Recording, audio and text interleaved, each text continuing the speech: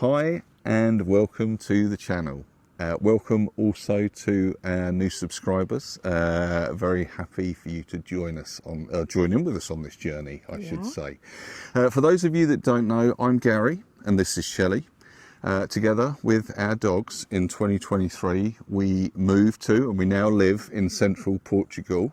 And this is what we have done to document that journey and everything that goes on from there.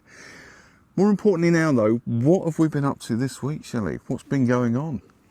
Oh, this week? That wasn't in the script, was it? Probably not, was it not? Oh, this week, wow, we're always busy. We did some house viewings for a client in the UK. That was really good fun. Yep. Just took up a bit more time than we planned for this week. The weather's been absolutely beautiful. What is it today? 19 degrees, 19 degrees today, and it's mid-Feb, so that's been wonderful. And we found out this week what a doobie is. It's not a doobie. A dooley. A doobie's something else. Dooley. No, not a dooley. What's it called? It's a doula. Sorry. A doula. Sorry to all the doula. doulas. We found out what a doula was this week. We didn't know what a doula was. Do you know what a doula is? If so, well done. D-O-U-L-A. Yes, doula. Yeah. Yes, do let us know if you know what a doula is. Yeah, anyway, we did not know, okay? No. Let's just say that. And we found out. So that was quite enlightening. It's the highlight of the week. It was the highlight of the week. Yeah. But anyway, today we're going to talk to you about our journey moving here and kind of take you through what it's like to attempt to buy a house in another country through COVID, and kind of what that journey looked like for us, in the hope that some of it may help with your journey. So yes, take a look. Let's have a look. Yes, so Portugal. So I'd been to Portugal. Shelley had never been to Portugal, and it was a case of why not? We had looked at France and Spain as potential other options, but there were reasons why we didn't consider that, and we thought, what about Portugal? Now, obviously, Shelley had never been, and so she had to go into this process of doing a lot of research on Portugal, which she did because she's very good at that. And through her research, she was liking a lot of what she was seeing, a lot of what she was reading, and it really piqued her interest. So, of course, the next thing you've got to do once you've decided that that might be a location is to plan a trip to go out there. So we had to think, if we're going to go out there and visit, we had to think of possibly the areas we're going to go to. Now, straight off the bat, the Algarve we thought was not going to be for us. One, because it's a major holiday resort, and we just thought there'd be too many holiday makers there, for want of a better way of putting it. We did also think that what we'd really like to look at, our first thoughts were we wanted to live by the coast. You're in Portugal, it's got this massive, beautiful, long coastline, Mediterranean coast and the Atlantic coast. So we thought that would be an option as well. So, you know, we came up with a few ideas of what we were going to do and what we might be looking for. We also knew that we would want a house rather than an apartment, so we had some basic information. That was all well and good. So that's what we were armed with to go to Portugal. Now, the next challenge was COVID had kicked off in, I think, the March of that year. And this was now the June, I think it was. And so it was in full flow.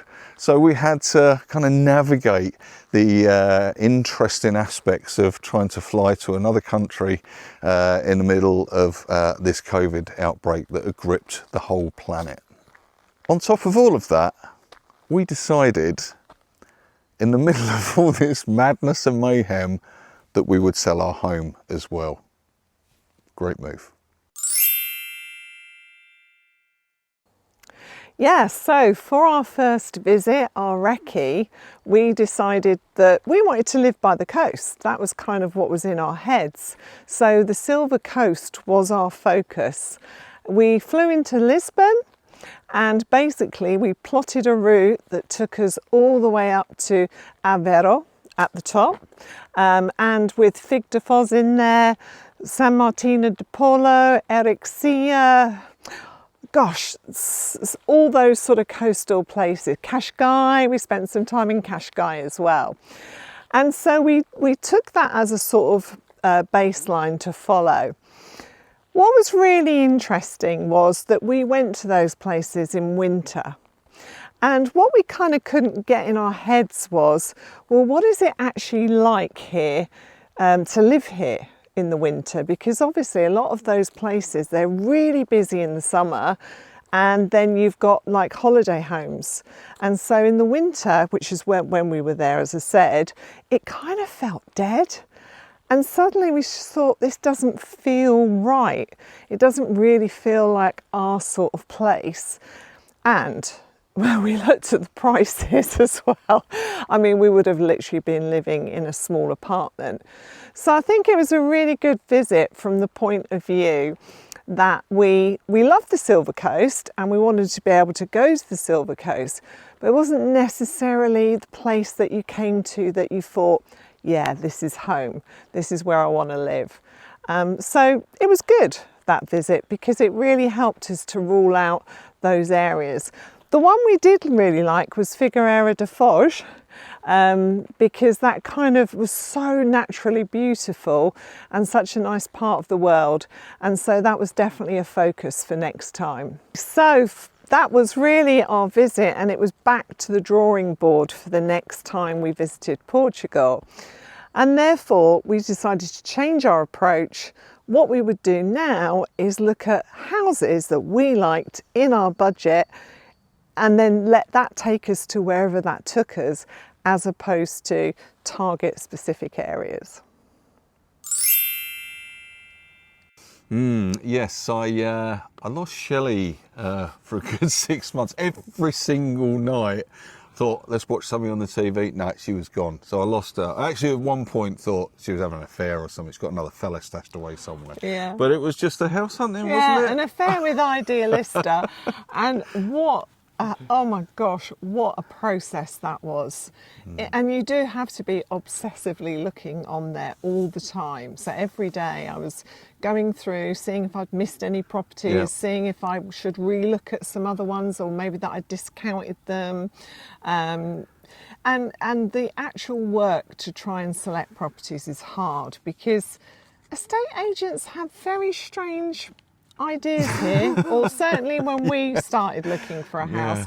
So your opening picture could be the bathroom, the corner of the bathroom with a bit of damp, or doorknob, or a doorknob, or the opening picture will be a toilet with the seat up.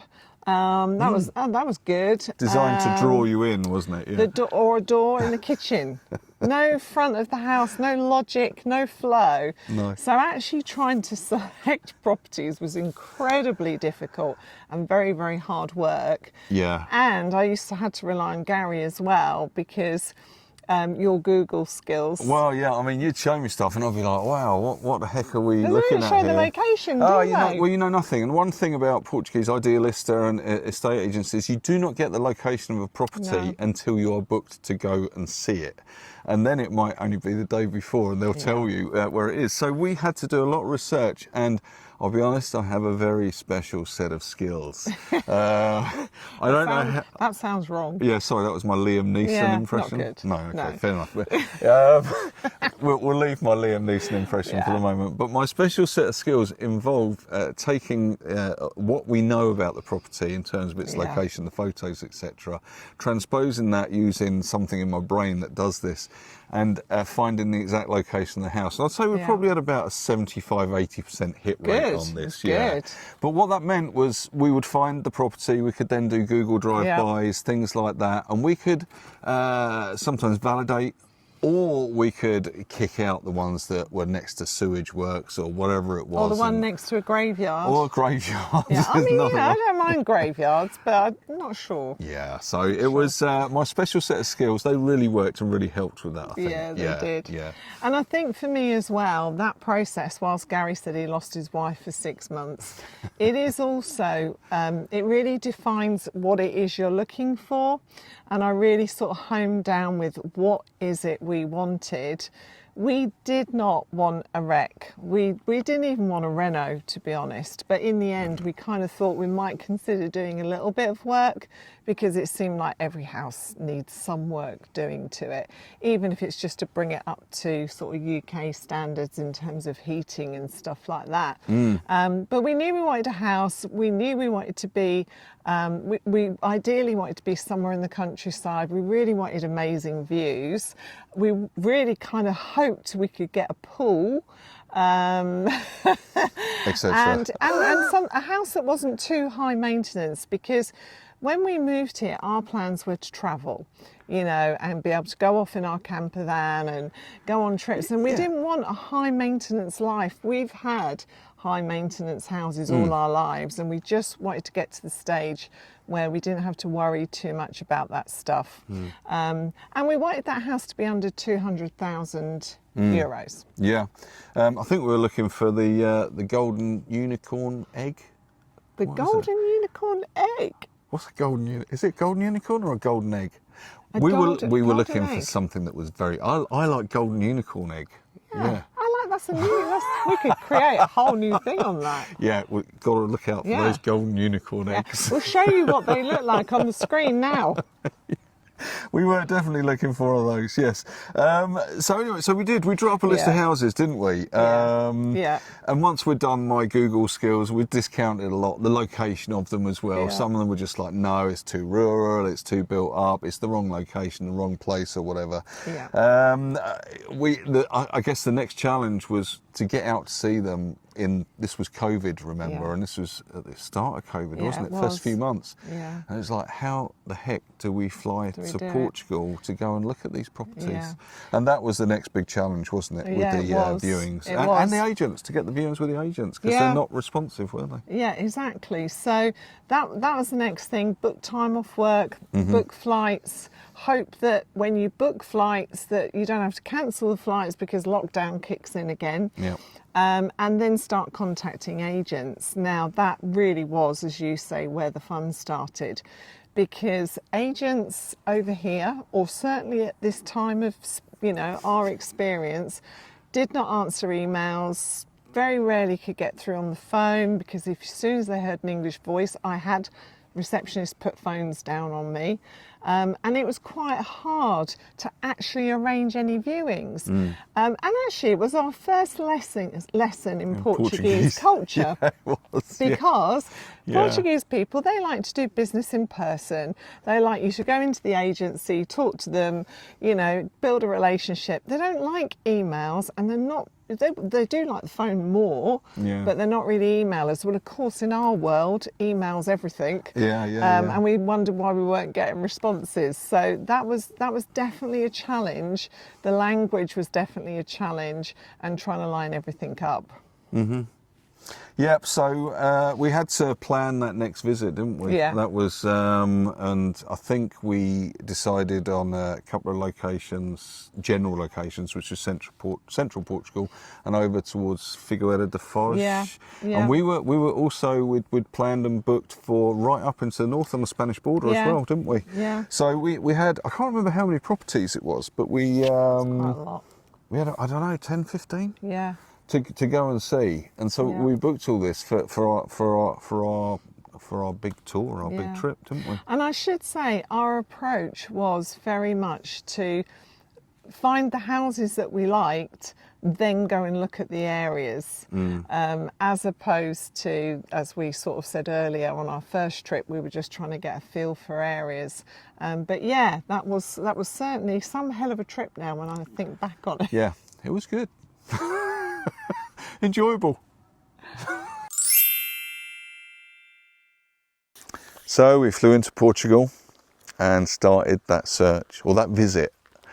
Now, it's fair to say that one of the things that we really like in a location is something with a view, something that would inspire us and make us feel full of life when we got up in the morning. That was something that was very important to us. And what became very apparent on this trip when we started looking at houses is that Central Portugal, which does cover quite a large area, but certainly some of the places we visited were full of lush green forests, hills, mountains, valleys, lakes, river beaches. The list goes on. I mean, it was fabulous. It was like, if you come from the UK, it's like the Lake District and then some, everywhere you look. That really gripped us. That really gave us a good feeling. In fact, it's probably safe to say it made us feel a little bit like we'd come home.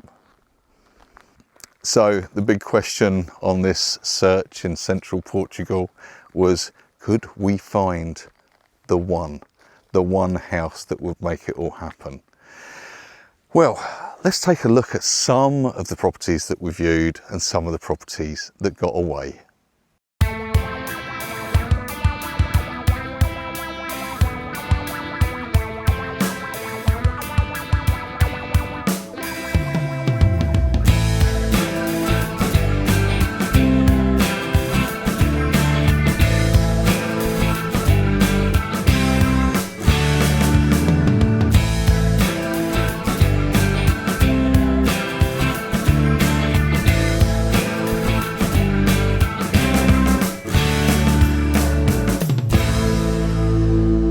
So that visit was hard. You know, we had a whole load of houses to see, and so we arrive at those appointments and sometimes the agents wouldn't turn up, or they'd turn up an hour late, or we'd get to the location and we just take one look at the area and we were like, no. And that's where I talk about gut instinct being really important, because some of the villages that we went to, they just felt too time forgotten, felt like you really were in the middle of nowhere. So that sort of taught us a lot as well. Some agents were good, you know, they would turn up, they just want to show you properties. And eventually we did find the one. And that house was, funny enough, not too far from where we are now in Mortágua. And we went into the house, Portuguese couple that owned it, absolutely fell in love with this house and literally came out of there. And I said to Gary, should we make an offer on the house right now? And he was like, no, like just chill a little bit. Let's sleep on it overnight and contact the agent in the morning. And then we contacted the agent in the morning, and would you believe, lo and behold, nobody had viewed this house for like nearly a year because of lockdowns, COVID. And then suddenly another buyer came along and they found out that we'd viewed the house and they made an offer. And the agent told the lovely Portuguese couple, who we actually know now, believe it or not, it's another long story, actually told them that they had to accept the first offer that had been made to them, which is not true, but that's some of the tricks that get played. So we lost that house. Then we found another house in Figueira da Foz, which we absolutely loved, but we knew was a bit of a money pit and we weren't too sure about it, but the location was amazing. And again, we made another offer on that house. And then the agent said that the owners wanted to go and find a house for themselves to move to before they accepted our offer. And so we were like, you've put your house up for sale, someone wants to buy it, and now you want us to wait until you find somewhere. Not going to happen. So unfortunately, that house fell through as well. And subsequently, every other house we saw just wasn't right. So as you can imagine, we were totally and utterly deflated. We came back for that trip, and this is how desperate we were. We came back from that trip and a house came up on Idealista in an area near Tamar that we had thought might really work for us.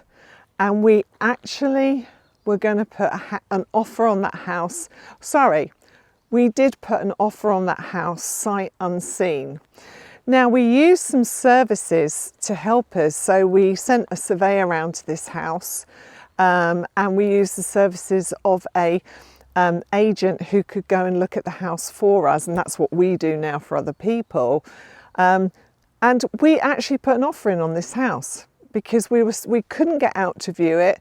We knew there was a lot of competition. We'd already lost 2 houses, and so we just thought we've got to go for this house.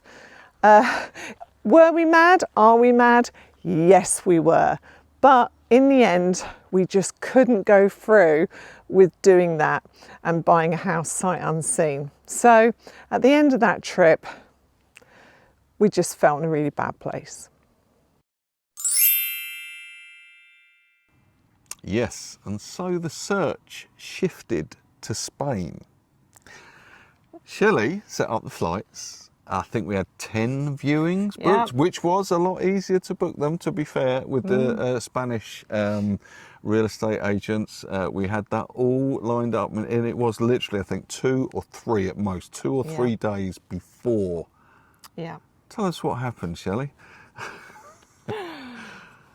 So I think it was Sunday night, and I was sitting there obsessively still looking at stuff, actually in Spain at the time.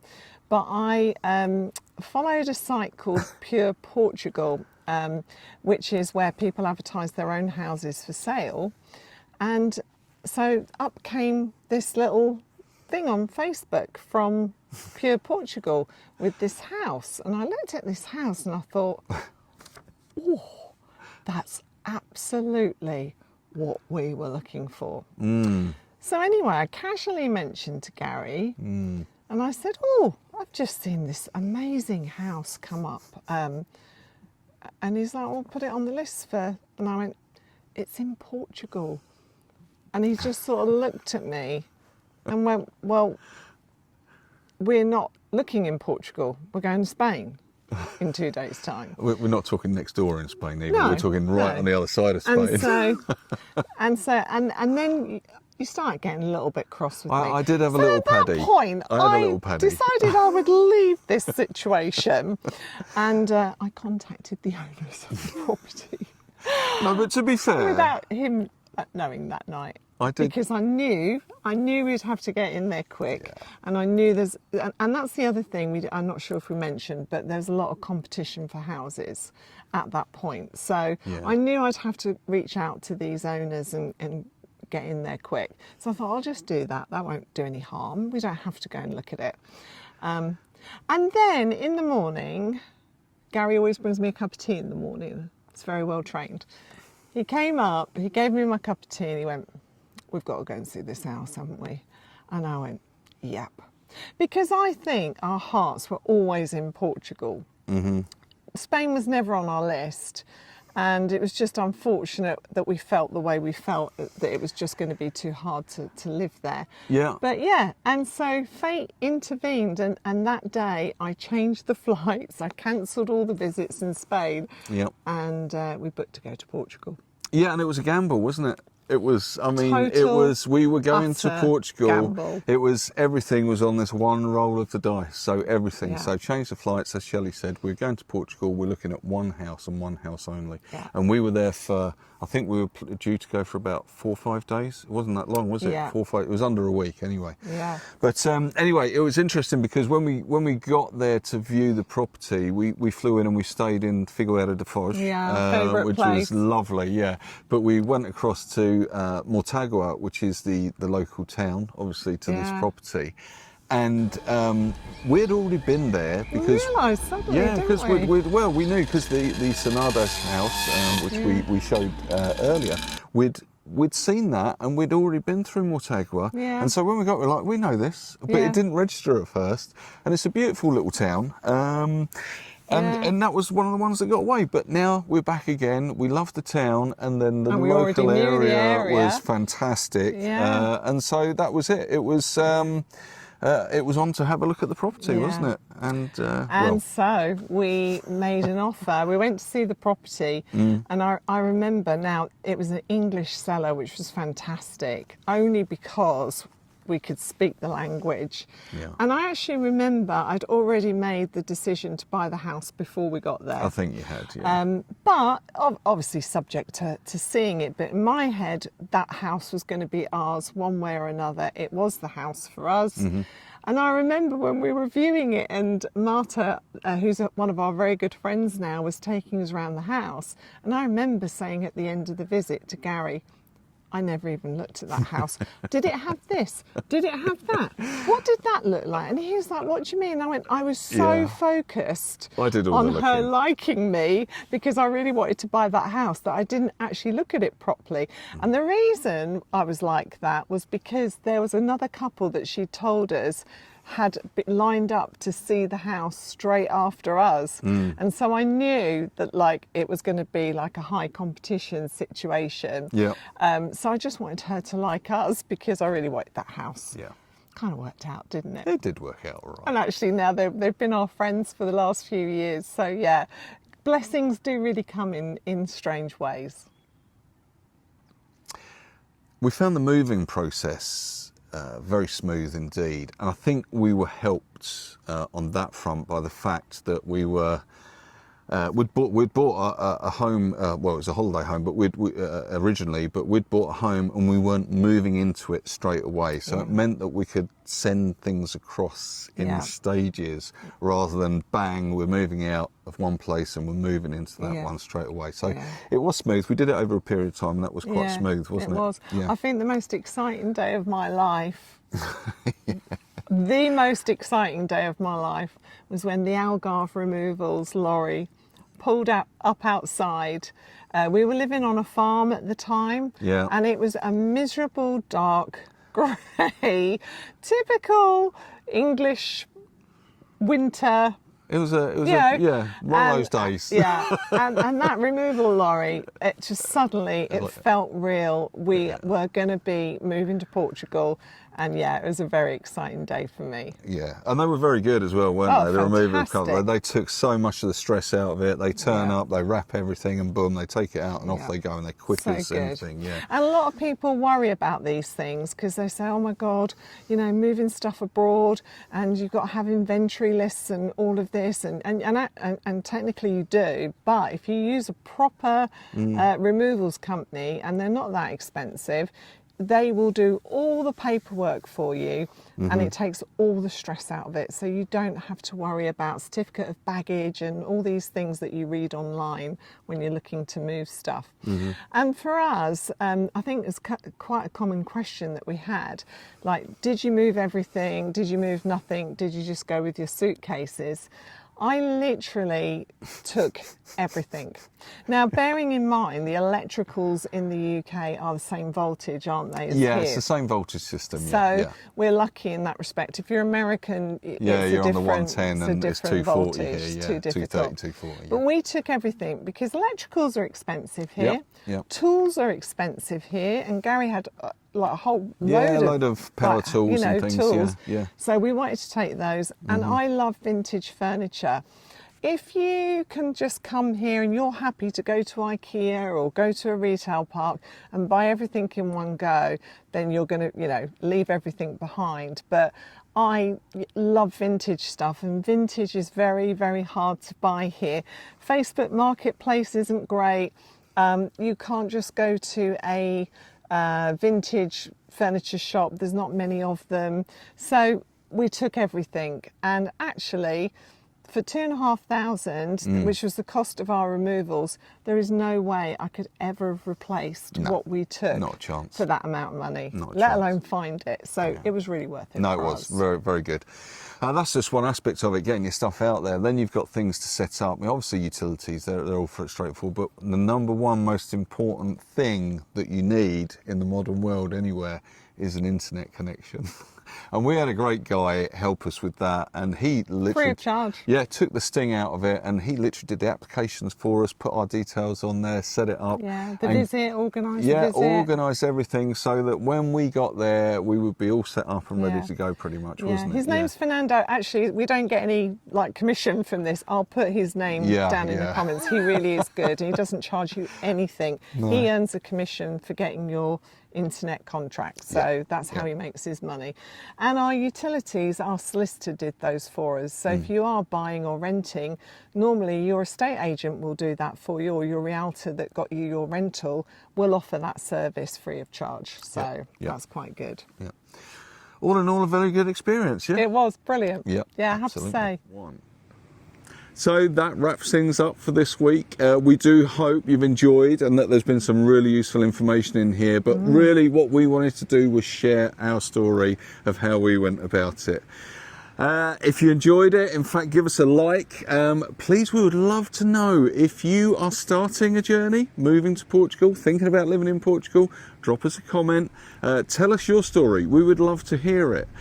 So do like, do subscribe, do leave us a comment. We will see you next time. We'll see you soon. Take care. Ciao for now. Bye now.